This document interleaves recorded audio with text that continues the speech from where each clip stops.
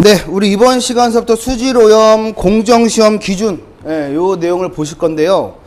여러분 공정시험 기준을 실제로 보려고 그러면 약간 진짜 한 2000페이지 이상 정도 되는 한 두꺼운 교재로 되어 있어요. 근데 이제 그 내용을 우리가 정리를 해 놓은 거고, 그리고 이제 문제가 뭐가 되냐면 우리가 2012년도 5월 달에 수질오염 공정시험 법에서 공정시험 기준으로 변경이 되면서 전면 개편이 됐습니다. 그러니까 여러분들이, 제가 왜 이런 말씀을 드리냐면 2012년도 이전, 그러니까 정확히 제가 2012년 5월 달이니까 적용이 2013년도부터 여러분들 적용됐다고 보시면 되세요. 여기 지금 공정시험 기준이. 그래서 나중에 여러분들이 이제 공부하시다가 기출문제를 푸실 때 이게 지금하고 예전 거하고 안 맞는 경우가 있을 수 있죠. 그렇죠? 그래서 그걸 여러분들 꼭 신경 써서, 지금 기준 우리 교재에 나와 있는 게 현재 거니까 지금 보시면 되고, 그 2012년도 이전에 여러분들이 문제를 2012년도 1회 때 2회 때까지도 아마 그럴 거예요. 3회 때서부터 아마 적용됐고, 2012년도 1회 때하고 2회 때 문제는 여러분들이 분갈해 가면서 보셔야 된다고요. 3회 때도 아마 같이. 그러니까 여러분들이 제대로 보실 거는 2013년도 것뿐이 없어요. 2014년도 그렇게까지 해서 여러분들이 보실 게 기출문제 그것뿐이 없습니다. 그래서 제가 강조하는 거는 뭐냐면, 이 공정시험 기준은 아무리 어렵게 나온다 그러더라도요, 여러분들이 꼭 나오는 패턴 유형이 있어요. 패턴 유형이. 그러니까 그 내용은 반드시 알고 넘어가도록 여러분 준비를 하셔야 됩니다. 알겠죠? 무턱대고 하시는 게 아니라 먼저 보겠습니다. 제일 첫 장에 보시면 총칙, 뭐 QA, QC, 뭐 일반 시험 기준 하고 나와 있어요. 근데 요 총칙에서도 반드시 시험에 나오죠. 지금 우리가 페이지 수 4-647서부터 648, 649, 650페이지 맨 위에까지, 맨 위에 19에서 시험에 쓰는 물은 거 있죠? 거기까지는 반드시 여러분들 시험에 출제가 됩니다. 출제가 안 될래 안 될 수가 없어요. 그러니까 한 문제 정도가 꼭 나오니까 그렇게 알고 계셔야 돼요. 알겠죠? 그래서 한번 같이 보도록 합니다. 먼저 총칙 보세요. 총칙 보시면 농도 표시 나와 있습니다. 백분율 다 아는 거예요. 우리가 첫 번째 나온 거는 용액 100ml 중에 성분 무게 g 또는 기체 100ml 중에 성분 무게 g 단위로 표시할 때는 weight per volume. 그쵸? 그 다음에 볼륨 퍼 볼륨 있고 weight per volume 이렇게 되는데, 볼륨 퍼 볼륨의 1번이 뭐예요? weight per volume 맞죠? 2번이 볼륨 퍼 볼륨, 그쵸? 3번이 weight per weight. 그 다음에 맨 마지막에 다만 용액의 농도를 퍼센트로만 표시할 때는 weight per volume를 말한다 그랬잖아요. 기억나세요?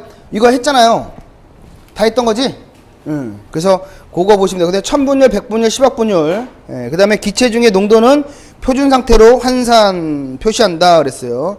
참고 정도 하시고. 그래서 이 농도 표시할 때 100분율, 1000분율, 100만분율 이건 다 아시는 겁니다. 맞죠? 그 다음에 두 번째 온도 표시로 갈게요. 온도 표시.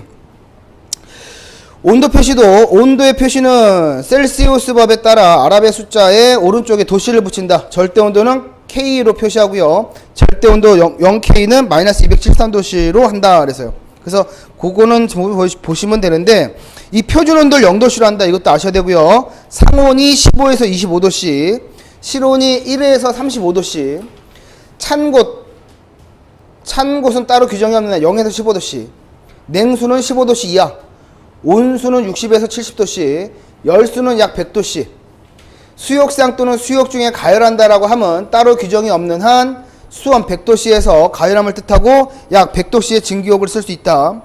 각각의 시험은 따로 규정이 없는 한 상온에서 조작하고 조작 직후에 그 결과를 관찰한다. 단 온도에 영향이 있는 것은 것의 판정은 표준 온도를 기준으로 한다 그랬어요. 그러니까 지금 우리 온도에 대한 내용이 지금 9가지에 대한 내용이 나왔거든요.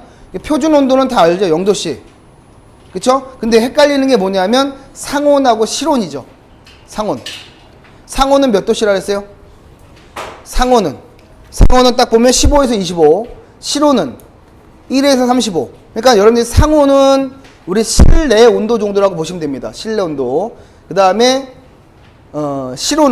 실외 온도, 우리 여름에는 뭐 35도씨 정도까지 올라가잖아. 그렇게 생각하셔야 돼요. 실외 온도, 실내 온도 이렇게 생각하시면 되고, 그 다음에 냉수는 15도씨 이하를 말하는 거고, 그 다음에 온수하고 열수하고는 구분되죠. 온수, 열수 구분되죠. 예. 그래서 그 정도만 정리해 놓으시면 되고요. 그 다음에 뭐 시약 및 용액으로 볼게요. 시약 및 용액.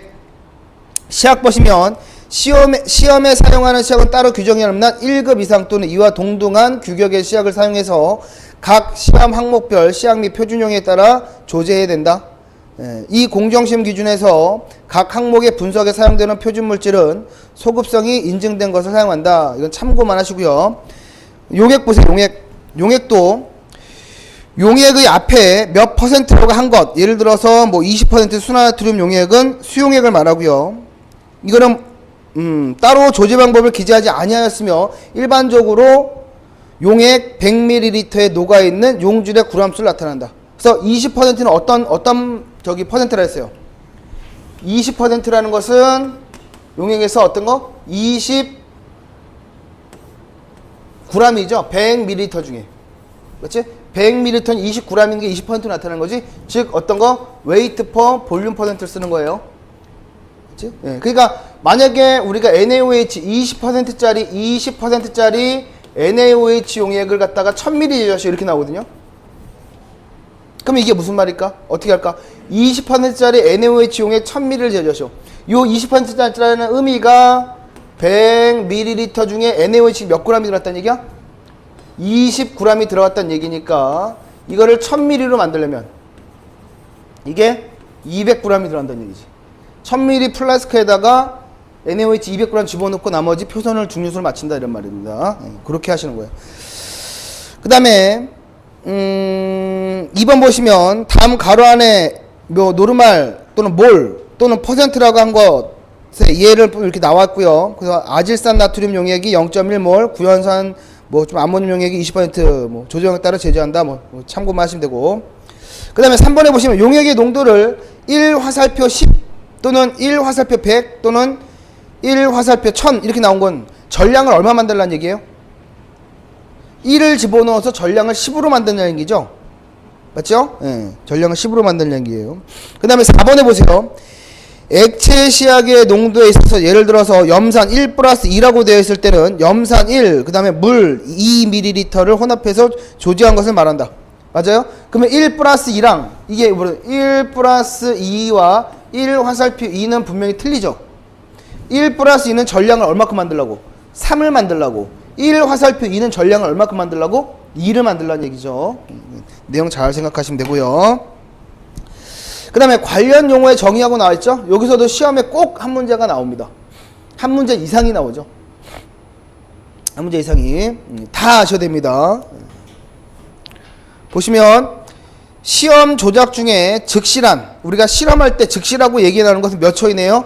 30초 이내 동그라미 쳐놓으시고, 그 다음에 감압 또는 진공이라 하면 따로 규정이 없는 한 얼마? 15ml Hg 이하를 뜻한다. 이게 뭐 10ml Hg 이하 뭐 이렇게 해서 틀리게 나오고요. 또는 뭐 이상이라 그래서 15ml Hg 이상이라 해서 틀리게 나오고, 뭐 틀리게 나오는 방법이 많아요. 그 다음에 이상과 초과, 이하, 미만이라고 기재할 경우는 이상, 이하, 초과, 미만 이거는 다 구분하죠. 그쵸? 이상, 이하, 초과, 미만 그거는 여러분들 아는 거랑 같을 것 같고. 4번 보시면 바탕시험을 해서 보정한다라 함은 시료에 대한 처리 및 측정을 할 때 시료를 사용하지 않고 같은 방법으로 조작한 측정치를 빼는 것을 뜻한다. 그 다음에 방울수라 함은 20도씨에서 정제수 20방울을 적화했을 때, 그러니까 즉 떨어뜨렸을 때 이런 말이죠. 다시 한번 방울수라 함은 20도씨에서 정제수 20방울을 떨어뜨렸을 때 그 부피가 1ml가 되는 것을 뜻한다. 이게 다 나옵니다. 이런 것들. 그 다음에 항량이 될 때까지 건조한다라 함은 1시간 더 같은 조건에서 1시간 더 건조할 때 전후 무게차가 얼마큼? g당 0.3mg 이하일 때를 우리 항량이 될 때까지 건조한다 이런 말이에요. 1시간 건조할 때 g당 0.3mg 이하. 용액의 산성, 중성 또는 알칼리성을 검사할 때는 따로 규정이 없는 한 유리전급법에 의한 pH 미터로 측정하고 구체적으로 표시할 때는 pH 값 쓴다. 그 다음에 용기라 함은 시험 용액 또는 시험에 관계된 물질을 보존, 운반 또는 조작하기 위해서 넣어두는 것으로 시험에 지장을 주지 않도록 깨끗한 걸 쓴다. 그래서 보시면 밀폐용기, 기밀용기, 밀봉용기, 차광용기가 있어요. 밀폐, 기밀, 밀봉, 차광용기 한번 읽어보고 또 이제 우리 확인해 볼게요. 밀폐용기라 함은 취급 또는 저장하는 동안에 이물질이 들어가거나 또는 내용물이 손실되지 아니하도록 보호하는 용기를 말한다. 밀폐는 이물질이 들어가는 거나 또는 내용물이 손실되지 않도록 보호하는 용기를 말한다. 취급 또는 저장하는 동안 이물질 말한다. 이물질. 그 다음에 기밀은 취급 또는 저장하는 동안에 밖으로부터 공기 또는 다른 가스